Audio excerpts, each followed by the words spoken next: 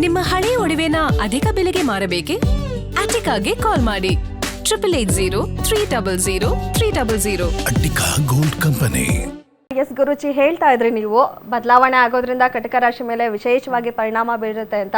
ಯಾವ ರೀತಿ ಅಂತ ಹೇಳೋದಾದ್ರೆ? ಬದಲಾವಣೆ ಆಗೋದ್ರಿಂದ ಎಲ್ಲ ರಾಶಿಗಳ ಮೇಲೆ ಪ್ರಭಾವವನ್ನು ಬೀರುತ್ತೆ. ಕರ್ಕಾಟಕ ರಾಶಿಗೆ ಪ್ರವೇಶವನ್ನು ಮಾಡ್ತಾ ಇದ್ದಾನೆ ಅವನು. ಕರ್ಕಾಟಕ ರಾಶಿ ಉಚ್ಚಸ್ಥಾನ ಗುರುವಿಗೆ. ಇನ್ನಿತರ ಎಲ್ಲ ರಾಶಿಗಳನ್ನು ಗುರುವಿನ ಒಂದು ಮೀನರಾಶಿ, ಧನುರಾಶಿ ಇದೆಲ್ಲ ಗುರುವಿಗೆ ಸ್ವಸ್ಥಾನ, ಅಂದರೆ ಸ್ವಂತ ಮನೆ ಒಂದು. ಈ ಕರ್ಕಾಟಕ ರಾಶಿ ಉಚ್ಚಸ್ಥಾನ ಪ್ರತಿಯೊಂದು ಗ್ರಹಕ್ಕೂ ಕೂಡ ತನ್ನದೇ ಆಗಿರತಕ್ಕಂತಹ ಒಂದು ವಿಶೇಷವಾದಂತಹ 100 ಡಿಗ್ರಿ ಅಥವಾ ಒಂದು ಉಚ್ಚಸ್ಥಾನ ಅನ್ನತಕ್ಕಂಥದ್ದಿರುತ್ತೆ, ಮಿತ್ರಸ್ಥಾನ ಇರುತ್ತೆ, ಜೊತೆಯಲ್ಲಿ ಅದು ಸ್ವಸ್ಥಾನ ಅನ್ನತಕ್ಕಂಥದ್ದಿರುತ್ತೆ. ಈಗೆಲ್ಲ ಇದ್ದಾಗ ಅದು ಯಾವ ರೀತಿ ಫಲವನ್ನು ಕೊಡುತ್ತೆ ಅಂಥೇಳಿ ಜ್ಯೋತಿಷ್ಯ ವಿಜ್ಞಾನದಲ್ಲಿ ಹೇಳಿದ್ದಾರೆ.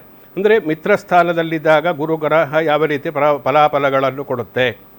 ಕರ್ಕಾಟಕ ರಾಶಿಯಲ್ಲಿ ಕರ್ಕಾಟಕ ರಾಶಿ ಗುರುವಿಗೆ ಉಚ್ಚಸ್ಥಾನ ಅಂದರೆ ಒಂದು ವಿಶೇಷವಾದಂತಹ ಫಲವನ್ನು, ಅಂದರೆ ಉತ್ಕೃಷ್ಟವಾದಂತಹ ಫಲವನ್ನು ಕೊಡತಕ್ಕಂತಹ ಒಂದು ಸ್ಥಾನ ಅಂದರೆ ಅದು ಗುರುವಿಗೆ ಕರ್ಕಾಟಕ ರಾಶಿ.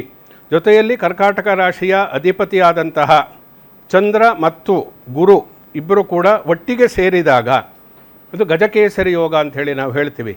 ರಾಜಯೋಗಗಳಿದೆ, ಗಜಕೇಸರಿ ಯೋಗ, ಪಂಚಮಹಾಪುರುಷ ಯೋಗ, ಚಕ್ರವರ್ತಿ ಯೋಗ, ರಾಜರಾಜೇಶ್ವರ ಯೋಗ, ಹೀಗೆಲ್ಲ ಯೋಗಗಳಿದೆ, ರಾಜಯೋಗಗಳು ಅಂತೇಳಿ ಹೇಳ್ತಾರೆ.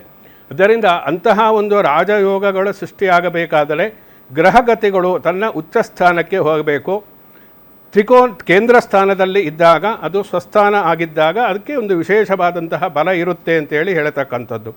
ಗುರು ಕರ್ಕಾಟಕ ರಾಶಿಗೆ ಹೋಗುವುದರಿಂದ ಮಿಥುನರು ಯಾವ್ಯಾವ ರಾಶಿಗಳಿಗೆ ಗುರುಬಲ ಬರುತ್ತೆ, ಇಲ್ಲಿ ಇದು ಪ್ರಧಾನವಾಗಿ ಪ್ರತಿಯೊಬ್ಬರಿಗೂ ಆಸಕ್ತಿ ಇರತಕ್ಕಂತಹ ವಿಷಯ. ಯಾವ ರಾಶಿಗೆ ಗುರುಬಲ ಹೋಗುತ್ತೆ, ಯಾವ ರಾಶಿಗೆ ಗುರುಬಲ ಬರುತ್ತೆ ಅನ್ನತಕ್ಕಂಥದ್ದು. ಮಿಥುನ ರಾಶಿಗೆ ಗುರುಬಲ ಇಲ್ಲಿವರೆಗೆ ಇರಲಿಲ್ಲ. ಮಿಥುನ ರಾಶಿಯಲ್ಲೇ ಗುರು ಇದ್ದರೂ ಗುರುಬಲ ಇರಲಿಲ್ಲ. ಯಾವುದೇ ಒಂದು ಗ್ರಹ 2ನೇ ಮನೆಯಲ್ಲಿ ಇದ್ದಾಗ, 5ನೇ ಮನೆಯಲ್ಲಿ ಮತ್ತು 7, 9, 11ನೇ ಮನೆಯಲ್ಲಿ ಇದ್ದಾಗ ಗುರುಬಲ ಅನ್ನತಕ್ಕಂಥದ್ದು ಬರುತ್ತೆ ಅನ್ನತಕ್ಕಂಥ ಪ್ರಮುಖವಾದಂತಹ ವಿಷಯ. ಯಾವುದೇ ಗ್ರಹ ಆದರೂ ಕೂಡ ಆ ಬಲ ಇರಬೇಕಾದರೆ ಇಂತಹ ನಿರ್ದಿಷ್ಟವಾದಂತಹ ಸ್ಥಾನದಲ್ಲಿ ಇರಬೇಕು. ಮಿಥುನ ರಾಶಿಯವರಿಗೆ ಈಗ ಗುರುಬಲ ಅನ್ನತಕ್ಕಂಥದ್ದು ಸಂಪೂರ್ಣವಾಗಿ ಬಂದಿದೆ. ಮಿಥುನ ರಾಶಿಯವರು ಅದೃಷ್ಟವಂತರು ಅಂತೇಳಿ ಹೇಳಬೇಕು. ಕನ್ಯಾ ರಾಶಿಯವರಿಗೆ 11ನೇ ಮನೆಯಲ್ಲಿ ಗುರು ಇರುವುದರಿಂದ ಒಂದು ವಿಶೇಷವಾದಂತಹ ಗುರುಬಲ ಬಂದಿದೆ, ಎಲ್ಲ ಕೆಲಸ ಕಾರ್ಯಗಳು ಕೂಡ ಆಗುತ್ತೆ. ಇನ್ನು ವೃಶ್ಚಿಕ ರಾಶಿಯವರಿಗೆ ಭಾಗ್ಯಸ್ಥಾನ, ಅದೃಷ್ಟ, ಲಕ್ ಅಂತೇಳಿ ಹೇಳ್ತಾರೆ, ಮುಟ್ಟಿದ್ದೆಲ್ಲ ಚೆನ್ನಾಗಬೇಕು.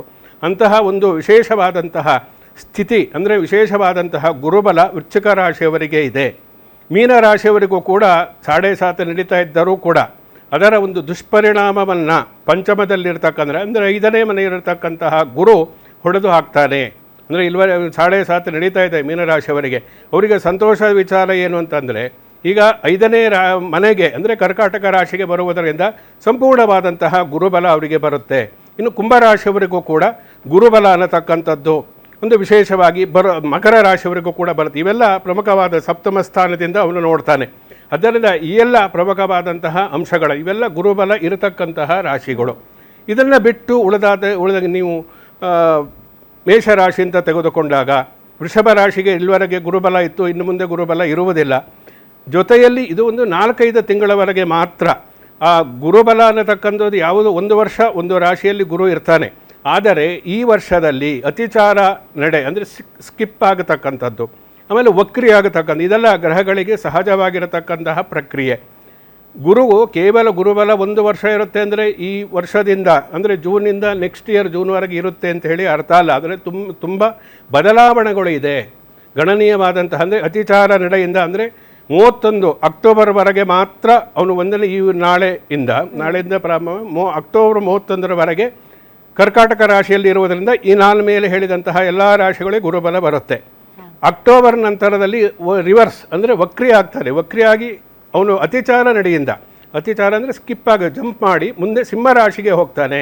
ಅಂದರೆ ನೀವು ಹೇಳೋ ಪ್ರಕಾರ ಈಗ 12 ರಾಶಿಗಳಲ್ಲಿ ಯಾರಿಗೆ ಗುರುಬಲ ಇರುತ್ತೆ, ಯಾರಿಗೆ ಗುರುಬಲ ಇರೋದಿಲ್ಲ, ಇದ್ರ ಬಗ್ಗೆ ಈಗ ನಾನು ಹೇಳಿದಲ್ಲ, ಇದು ಮಿಥುನ ರಾಶಿಯವರಿಗೆ, ಕನ್ಯಾ ರಾಶಿಯವರಿಗೆ, ವೃಶ್ಚಿಕ ರಾಶಿಯವರಿಗೆ, ಮೀನ ರಾಶಿಯವರಿಗೆ ಗುರುಬಲ ಅನ್ನತಕ್ಕ, ಮಕರ ರಾಶಿಯವರೆಗೂ ಕೂಡ ಈ ಗುರುಬಲ ಅನ್ನತಕ್ಕಂಥದ್ದು ಇರುತ್ತೆ. ಇನ್ನು ಉಳಿದ ರಾಶಿಗಳಿಗೆ ಗುರುಬಲ ಇರಲ್ಲ ಅಂತ ಹೇಳಿ ಅರ್ಥ. ಆ ರಾಶಿಯಲ್ಲಿ ಗುರುಬಲ ಇದ್ದಾಗ ಅದು ಏನಾಗುತ್ತೆ ಅನ್ನತಕ್ಕಂಥದ್ದು. ನಾವು ಗುರುಬಲ ಬಂದ ತಕ್ಷಣ ಏನು ನಮಗೆ ಐಶ್ವರ್ಯ ಅಂತಸ್ತು ಬರುತ್ತಾ, ಅಥವಾ ಕೆಲಸದಲ್ಲಿ ಅಭಿವೃದ್ಧಿ ಆಗುತ್ತಾ, ಮದುವೆ ಆಗದೇ ಇರತಕ್ಕಂಥವರಿಗೆ, ಅವಿವಾಹಿತರಿಗೆ ಮದುವೆ ಆಗತಕ್ಕಂತಹ ಯೋಗ ಇದೆ. ರಾಜಕೀಯವಾಗಿ ಯಾವ ರೀತಿ ಪದವಿ ಪ್ರಾಪ್ತಿ ಆಗತಕ್ಕಂಥದ್ದು, ಯಾರಿಗೆ ಅಧಿಕಾರಿ ಕೈ ತಪ್ಪಿ ಹೋಗುತ್ತೆ, ಇವೆಲ್ಲವನ್ನು ನಾವು ಆಯಾ ರಾಶಿಗೆ ಅನುಗುಣವಾಗಿ ನಾವು ನೋಡಬೇಕಾಗುತ್ತೆ. ಹೌದು.